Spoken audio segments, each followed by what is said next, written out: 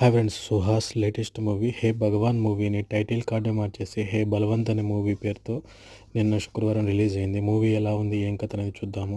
Main lead actors వచ్చేసి సుహాస్, అలాగే little హార్ట్స్లో చేసిన శివాని, నరేష్ గారు, అలాగే సుదర్శన్, హర్షవర్ధన్, వెన్నెల కిషోరు, అన్నపూర్ణమ్మ గారు పెద్దావిడ, దాని తర్వాత అజయ్ ఘోష్, బాబు మోహన్ చాలా రోజుల తర్వాత ఈ మూవీలో నటించాడు.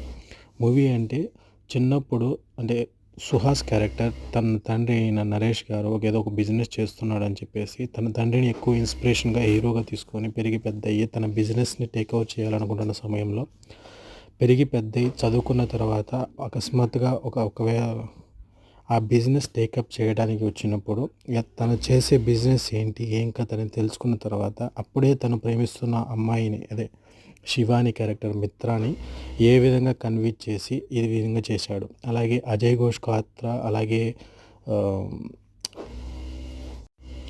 హర్షవర్ధన్ పాత్ర వచ్చేసి ఎమ్మెల్యేలుగా పోటీలు చేసుకుని ఒకరికొకరుగా శత్రువులుగా ఉంటున్న సమయంలో ఏ విధంగా బాబు మోహన్ క్యారెక్టర్ వచ్చేసి అంటే ఈ నరేష్ వాళ్ళ ఫాదర్ సంబంధించిన బిజినెస్లో ఇరుక్కొని అక్కడ చనిపోవడం, దాని తర్వాత ఏ విధంగా వాళ్ళిద్దరూ తప్పించుకోవడానికి ట్రై చేశారు.